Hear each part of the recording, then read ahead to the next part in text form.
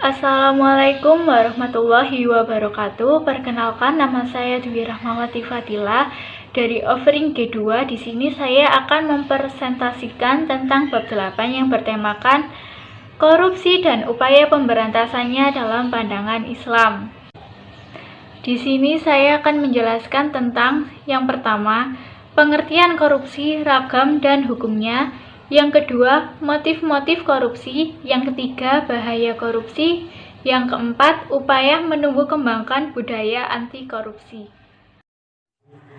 Kompetensi dasar pada bab ini diharapkan setelah mempelajari ini, mahasiswa mampu mengetahui: pertama, memahami dari konsep korupsi; dua, mampu menganalisis perilaku-perilaku korupsi; tiga, mampu mengambil keputusan secara bertanggung jawab dalam bidang moral yang berkaitan dengan pemberantasan korupsi. Kata korupsi berasal dari bahasa Latin corrumpere, corruptio, dan corruptus. Kemudian, kata tersebut diadopsi oleh beberapa bangsa di dunia. Di Indonesia sendiri, korupsi memiliki arti sebagai perilaku buruk dari seseorang yang melawan hukum dengan melakukan perbuatan memperkaya diri sendiri atau orang lain, atau suatu konspirasi yang dapat merugikan keuangan atau perekonomian negara.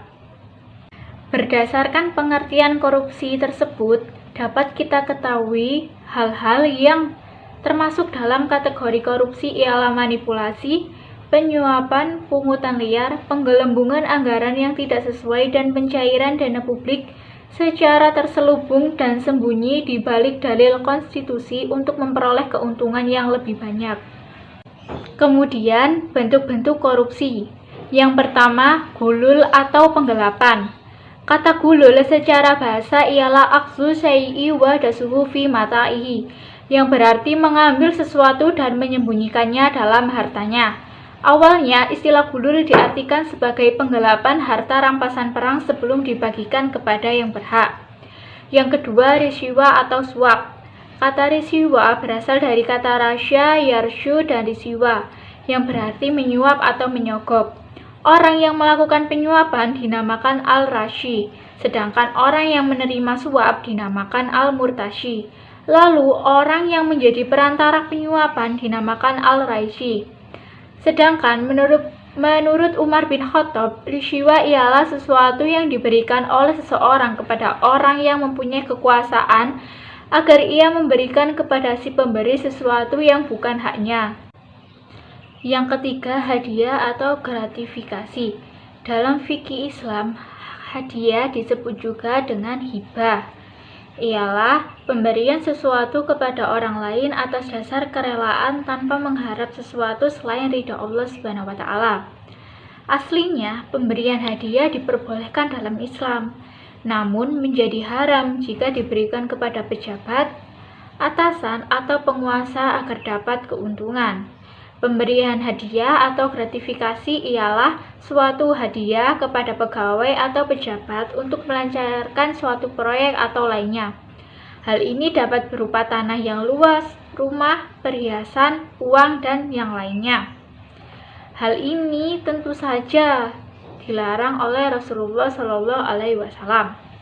Yang keempat, syarikah atau pencurian. Kata sariko berasal dari bahasa Arab saroko yastiku, yang berarti mencuri.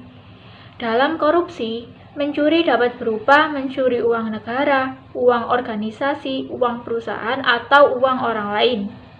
Hal ini merupakan perilaku dengan akibat dosa yang besar, bahkan dapat dihukum dengan cara memotong tangan pelakunya. Hukum korupsi dalam Islam. Korupsi merupakan perbuatan dengan imbalan dosa besar, karena memiliki dampak negatif bukan hanya kepada pelaku korupsi, melainkan kepada negara. Hukuman dalam korupsi biasanya disesuaikan dengan kejahatan yang dilakukannya. Seperti korupsi yang menggelapkan dana negara, maka hukumannya berupa potong tangan jika barang atau uang yang digelapkan mencapai satu nisab pencurian, yaitu 94 gram emas. Hukuman lain untuk pelaku korupsi ialah takzir, dapat berupa penjara, dipecat, dan memasukkan ke dalam daftar orang tercela, penyitaan harta negara, atau hukuman mati. Motif-motif korupsi terdapat dua, yaitu motif internal dan motif eksternal. Motif internal ialah motif yang muncul dari dalam diri seseorang untuk melakukan perbuatan korupsi. Biasanya sikap ini terlalu mencintai hal-hal yang berhubungan dengan duniawi, karena orang tersebut membuat ia menjadi bersemangat untuk mengumpulkan harta sebanyak-banyaknya. Yang kedua, sikap tamak dan serakah. Sikap ini membuat manusia mengalami kehancuran karena mereka akan selalu merasa kurang dalam memiliki harta, padahal sebenarnya ia memiliki harta yang cukup. Yang ketiga, sikap hidup konsumtif dan hedonis.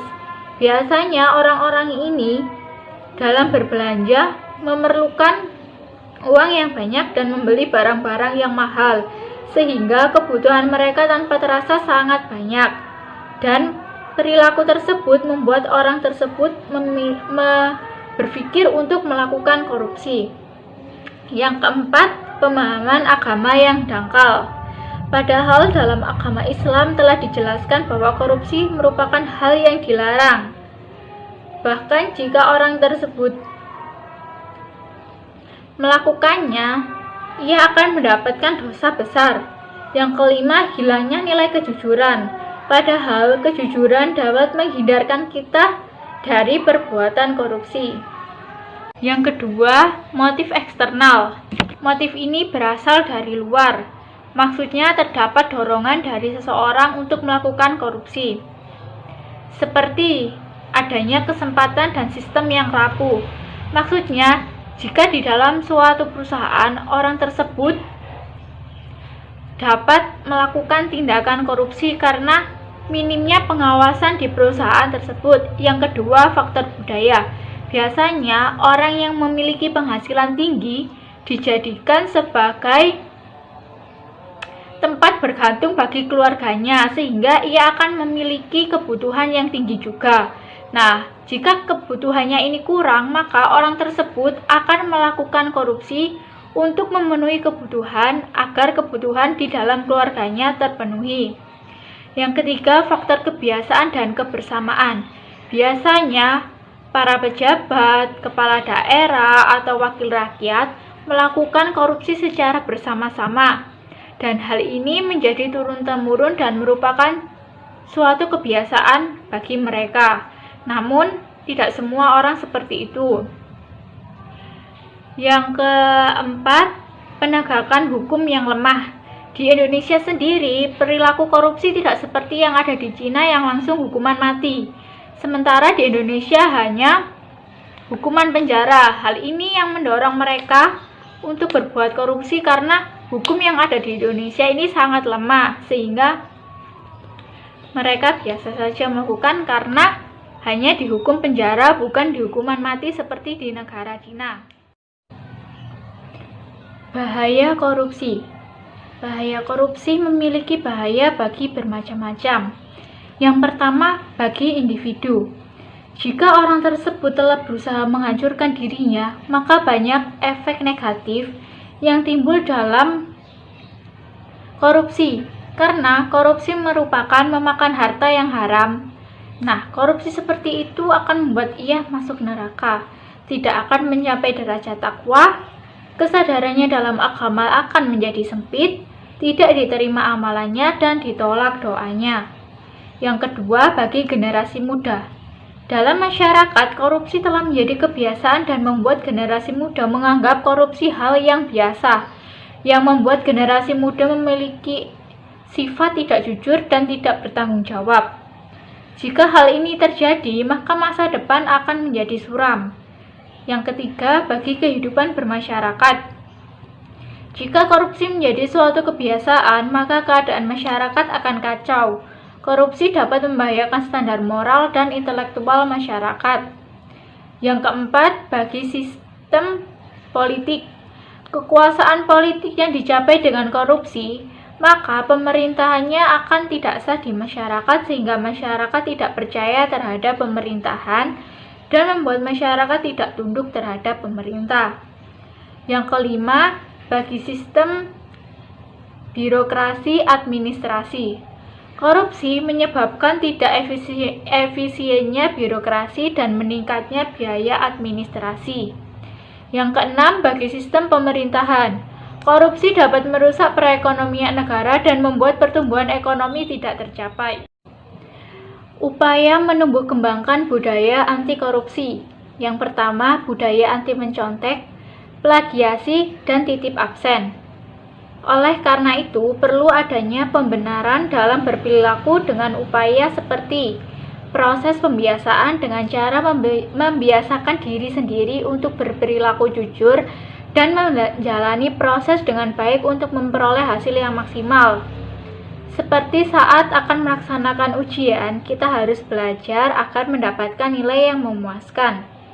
Yang kedua, proses keteladanan. Seperti contohnya seorang dosen yang memberikan contoh perilaku teladan dan jujur akan mudah ditiru oleh mahasiswanya. Seperti saat dosen akan berhalangan hadir untuk tidak memasuki perkuliahan, seharusnya dosen tersebut memberitahukan kepada mahasiswanya. Kemudian yang kedua, memegang teguh amanah. Amanah ialah sesuatu yang dipercayakan kepada orang lain. Amanah sendiri terdapat 3 macam. Yang pertama, amanah manusia terhadap Tuhan. Maksudnya, manusia harus melaksanakan perintahnya dan menjauhi larangannya. 2. Amanah manusia kepada orang lain, seperti mengembalikan titipan barang kepada pemiliknya, menjaga rahasia keluarga, tidak menipu atau berbuat curang.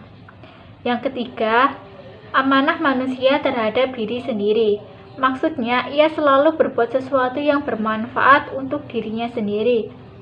Seperti dalam menjalankan kehidupan di dunia, ia harus memikirkan bagaimana kehidupan selanjutnya di akhirat. Memakan makanan yang bergizi dan selalu belajar agar memperoleh nilai yang maksimal bagi mahasiswa ataupun pelajar.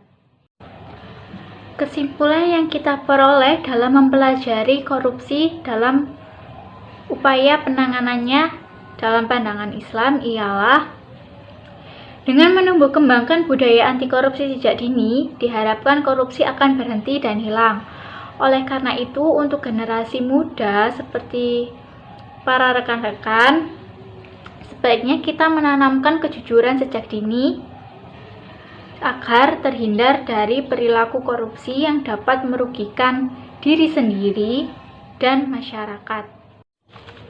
Sekian video presentasi dari saya. Terima kasih dan mohon maaf apabila terdapat kesalahan. Wassalamualaikum warahmatullahi wabarakatuh.